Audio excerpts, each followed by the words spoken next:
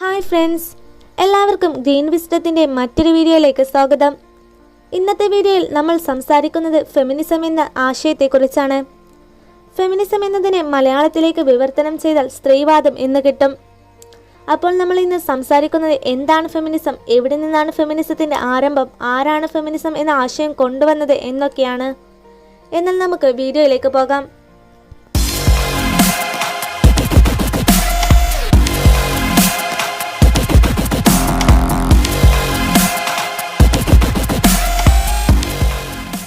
എന്താണ് ഫെമിനിസം? സാമൂഹികവും സാമ്പത്തികവും രാഷ്ട്രീയപരവുമായ ലിംഗസമത്വം സമൂഹത്തിൽ ഉറപ്പാക്കുന്നതിന് വേണ്ടി 1848 ആരംഭിച്ച പ്രസ്ഥാനമാണ് ഫെമിനിസം. സമൂഹത്തിലെ എല്ലാ അവകാശങ്ങളും ചുമതലകളും ലിംഗഭേദമില്ലാതെ എല്ലാ അംഗങ്ങളിലേക്കും എത്തിക്കുക എന്നാണ് ഫെമിനിസം ലക്ഷ്യമിടുന്നത്. ഫെമിനിസം നിലകൊള്ളുന്നത് പ്രധാനമായും 4 ലക്ഷ്യങ്ങൾക്ക് വേണ്ടിയാണ്. 1. സമൂഹത്തിൽ നിലനിൽക്കുന്ന പുരുഷ മേധാവിത്വത്തിനെതിരെ. 2. സ്ത്രീകളോടുള്ള പുരുഷന്മാരുടെ പൊതു കാഴ്ചപ്പാടിനെതിരെ. 3. സ്ത്രീകൾ സമൂഹത്തിൽ അനുഭവിക്കുന്ന ചൂഷണത്തിനും വിവേചനത്തിനുമെതിരെ. 4. സമൂഹത്തിൽ സ്ത്രീകളുടെ നില മെച്ചപ്പെടുത്തുന്നതിനു വേണ്ടി. ഫെമിനിസം എന്നത് സ്ത്രീ മേധാവിത്വമുള്ള ഒരു സമൂഹത്തെ വാർത്തെടുക്കുകയില്ല, മറിച്ച് സ്ത്രീ പുരുഷൻ എന്ന വിവേചനം ഒഴിവാക്കി എല്ലാവരും മനുഷ്യരാണ് എന്ന് വിശ്വസിക്കുകയും എല്ലാവരുടെയും അവകാശങ്ങളെയും സ്വാതന്ത്ര്യത്തെയും അംഗീകരിക്കുകയും ചെയ്യുന്ന ഒരു സമൂഹത്തെ സൃഷ്ടിക്കുക എന്നതാണ്. 18ാം നൂറ്റാണ്ടിൽ A vindication of the rights of woman എന്ന പുസ്തകം രചിക്കപ്പെട്ടു. ഇതിനെ ആദ്യത്തെ ഫെമിനിസ്റ്റുകളുടെ പുസ്തകമായാണ് കണക്കാക്കുന്നത്. മേരി വോൾസ്റ്റോൺക്രാഫ്റ്റ് ആയിരുന്നു ഈ പുസ്തകത്തിൻ്റെ രചയിതാവ്. ഫെമിനിസം എന്ന ആശയത്തിൻ്റെ അടിത്തറയായിരുന്നു ഈ പുസ്തകത്തെ കണക്കാക്കിയിരുന്നത്. 17ാം നൂറ്റാണ്ടിൽ തന്നെ ഇംഗ്ലണ്ടിൽ സ്ത്രീകൾ എഴുതാൻ തുടങ്ങിയിരുന്നു എന്നതിനുള്ള ഒരു ഉത്തമ ഉദാഹരണമാണ് അഫ്ര ബെൻ. ഇംഗ്ലീഷ് സാഹിത്യത്തിന് വളരെയധികം സംഭാവന നൽകിയ ഒരു വ്യക്തിയായിരുന്നു ഇവർ. പിന്നീട് വന്ന പല സ്ത്രീകൾക്കും എഴുതാൻ പ്രചോദനമായത് ഇവരുടെ എഴുത്തുകളായിരുന്നു. 19ാം നൂറ്റാണ്ടിലെ വുമൻ റൈറ്റേഴ്സിൽ ഏറ്റവും അറിയപ്പെടുന്ന നാമമാണ് ജെയിൻ ഓസ്റ്റൻ. അവർ ലോകപ്രസിദ്ധമായ ധാരാളം നോവലുകൾ എഴുതി. ഈ നോവലുകൾ നോവൽ ഓഫ് മാനേഴ്സ് എന്ന പേരിൽ അറിയപ്പെട്ടു. അവർ അവരുടെ നോവലുകളിലൂടെ ഒരു സ്ത്രീയുടെ യഥാർത്ഥ അവസ്ഥയെക്കുറിച്ചും സഹനത്തിനെക്കുറിച്ചും സമൂഹത്തിൽ സ്ത്രീകൾ അനുഭവിക്കുന്ന പീഡനത്തിനെക്കുറിച്ചും ലോകത്തോട് വിളിച്ചു പറഞ്ഞു. 1848 ജൂലൈ 19, 20 തീയതികളിൽ ന്യൂയോർക്കിലെ സെനക്ക ഫാൾസിൽ സെനക്ക ഫാൾസ് കൺവെൻഷൻ രൂപീകരിക്കപ്പെട്ടു. സ്ത്രീകളുടെ സാമൂഹികവും മതപരവുമായ അവകാശങ്ങൾ സംരക്ഷിക്കുന്നതിന് വേണ്ടിയായിരുന്നു ഈ കൺവെൻഷൻ രൂപീകരിച്ചത്. എലിസബത്ത് കാർഡിസ് സ്റ്റാനൽ, ലുക്രേഷ്യ മോട്ട് എന്നിവരായിരുന്നു ഈ പ്രസ്ഥാനത്തിൻ്റെ 2 പ്രധാന സംഘാടകർ. 8 വർഷങ്ങൾക്ക് മുമ്പ് ലണ്ടനിൽ നടന്ന അടിമത്ത വിരുദ്ധ കൺവെൻഷനിലായിരുന്നു എലിസബത്ത് കാർഡിസ് സ്റ്റാനൽ, ലുക്രേഷ്യ മോട്ടും സുഹൃത്തുക്കളായത്. എലിസബത്ത് കാർഡിസ് സ്റ്റാനൻ ആദ്യത്തെ വധശിക്ഷ നിർത്തലാക്കിയ വ്യക്തിയായും സ്ത്രീകൾക്ക് വേണ്ടി ശബ്ദമുയർത്തുന്ന വ്യക്തിയായും വർഷങ്ങളായി അറിയപ്പെട്ടിരുന്നു. ലുക്രേഷ്യ മോട്ടും സമൂഹത്തിൽ ഇത്തരം കാര്യങ്ങളിൽ പ്രസിദ്ധി ആർജിച്ച ഒരു വ്യക്തി തന്നെയായിരുന്നു. കൂടാതെ അവർ വളരെ നല്ലൊരു പ്രഭാഷകയും ക്രിസ്തുമതത്തിലെ ഒരു ശാഖയുടെ ശക്തമായ അന്വേഷകയുമായിരുന്നു.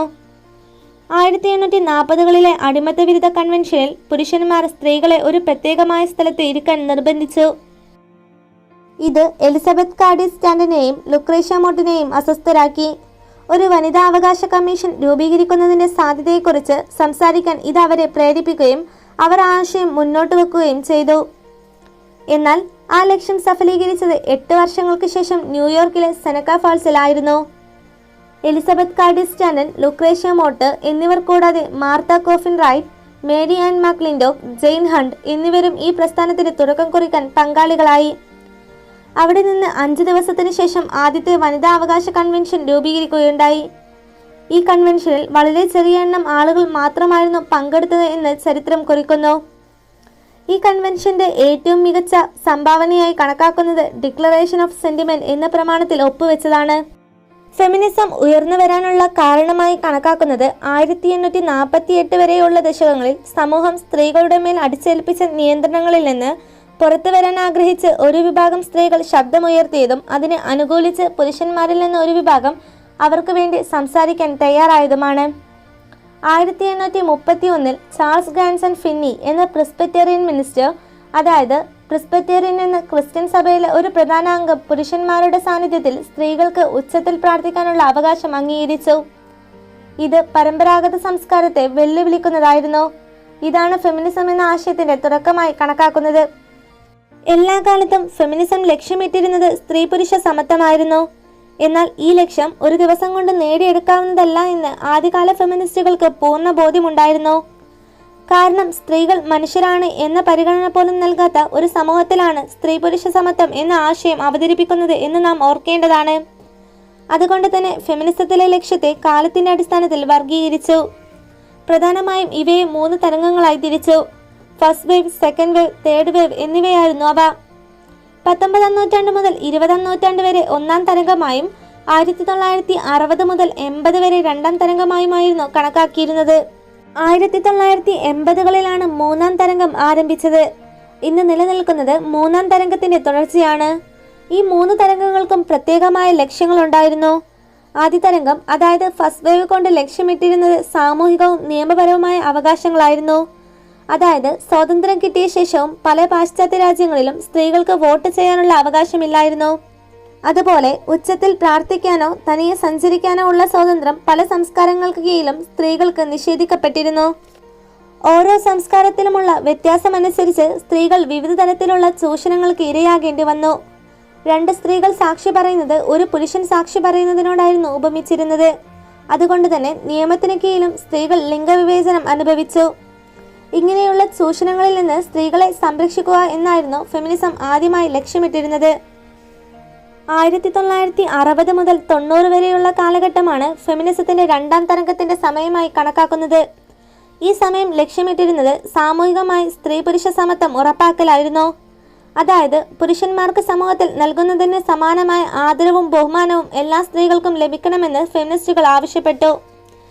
തുല്യ ജോലിക്ക് തുല്യവേതനം, വിധവകൾക്ക് പുനർവിവാഹത്തിനുള്ള അവസരം നൽകൽ, സഞ്ചാരത്തിനും പ്രാർത്ഥനയ്ക്കും വസ്ത്രധാരണത്തിനുമുള്ള അവകാശം നൽകൽ എന്നിവയിലെല്ലാം സ്ത്രീ പുരുഷ സമത്വം ഉറപ്പാക്കലായിരുന്നു ഫെമിനിസത്തിന്റെ 2ാം തരംഗത്തിലൂടെ ലക്ഷ്യമിട്ടിരുന്നത്. ഫെമിനിസത്തിന്റെ 3ാം തരംഗം അതായത് ഇപ്പോൾ നിലനിൽക്കുന്നത് പൂർണ്ണമായ സമത്വമാണ് വിഭാവനം ചെയ്യുന്നത്. അതായത് ലോകത്തിലെ മുഴുവൻ സ്ത്രീകളുടെയും പൂർണ്ണമായ ഉണർത്തെഴുന്നേൽപ്പ്. ജാതിയുടെയോ മതത്തിന്റെയോ അല്ലെങ്കിൽ മറ്റേതിന്റെയെങ്കിലും അടിസ്ഥാനത്തിൽ സ്ത്രീയുടെ സ്വാതന്ത്ര്യം ഹനിക്കപ്പെടരുത് എന്ന ആശയമാണ് ഫെമിനിസത്തിന്റെ 3ാം ഘട്ടം മുന്നോട്ട് വെക്കുന്നത്. ഒരു സ്ത്രീയുടെ ജീവിതം ലൈംഗികതയിൽ മാത്രം അധിഷ്ഠിതമായതല്ല എന്നും അത് നശിക്കുന്നതിലൂടെ മാത്രം ഒരു സ്ത്രീയുടെ ജീവിതം നശിക്കുന്നില്ല എന്നും അത് ജനിതകപരമായ ഒന്ന് മാത്രമാണെന്നും അതിനു മുകളിലുള്ള പാരമ്പര്യങ്ങളും സംസ്കാരങ്ങളും ഒരു വിഭാഗത്തിന്റെ താല്പര്യ സംരക്ഷണത്തിനു വേണ്ടി ഒരു വിഭാഗം മനുഷ്യർ നിർമ്മിച്ചതാണെന്ന് സമൂഹത്തിനെ ബോധ്യപ്പെടുത്താൻ ഫെമിനിസ്റ്റുകൾ ശ്രമിച്ചുകൊണ്ടിരിക്കുന്നു. ഫെമിനിസം സമത്വമാണ് ലക്ഷ്യമിടുന്നത്, സംവരണമല്ല. സ്വാതന്ത്ര്യം ജന്മാവകാശമാണ്. അത് സമൂഹത്തിലെ ഏതൊരു വിഭാഗത്തിനും ബാധകവുമാണ്. ആ അവകാശം സമൂഹം നൽകാതിരിക്കുമ്പോൾ അതിനെതിരെ ശബ്ദമുയർത്തുന്നവരാണ് ഫെമിനിസ്റ്റുകൾ. ഒരു സ്ത്രീ സ്വാതന്ത്ര്യം എന്ന വാക്ക് ഉച്ചരിക്കുന്നത് മുതൽ അവൾ ഫെമിനിസ്റ്റ് ആണെന്ന് സമൂഹം പറയുമെന്ന് ചരിത്രകാരന്മാർ രേഖപ്പെടുത്തിയിട്ടുണ്ട്. ഇന്നിവിടെ നിലനിൽക്കുന്ന സമൂഹത്തെ പാട്രിയാർക്കി സമൂഹമെന്ന് നമുക്ക് വിളിക്കാം. പുരുഷ മേധാവിത്വമുള്ള സമൂഹമാണ് പാട്രിയാർക്കി സൊസൈറ്റി. മതങ്ങളും രാഷ്ട്രീയവും ലൈംഗികതയും പുരുഷന്റെ കണ്ണിലൂടെ മാത്രം നോക്കിക്കാണുന്ന സമൂഹമാണ് ഇന്ന് നിലനിൽക്കുന്നത്. ഒരു വിഭാഗത്തിന്റെ താല്പര്യങ്ങൾ സംരക്ഷിക്കുന്നതിന് വേണ്ടി മറുവിഭാഗത്തെ സമൂഹം ചൂഷണം ചെയ്യുന്നു എന്നതാണ് സത്യം. പക്ഷേ ഇത് പാരമ്പര്യമായി നടന്നു പോകുന്നതിനാൽ മറുവിഭാഗം ഇതാണ് ജീവിതമെന്ന് തെറ്റിദ്ധരിക്കപ്പെടുന്നു.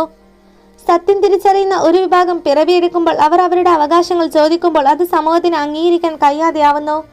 അതുകൊണ്ടാണ് ഫെമിനിസം എന്ന ആശയത്തോട് സമൂഹത്തിന് സംതൃപ്തിയില്ലാത്തത്.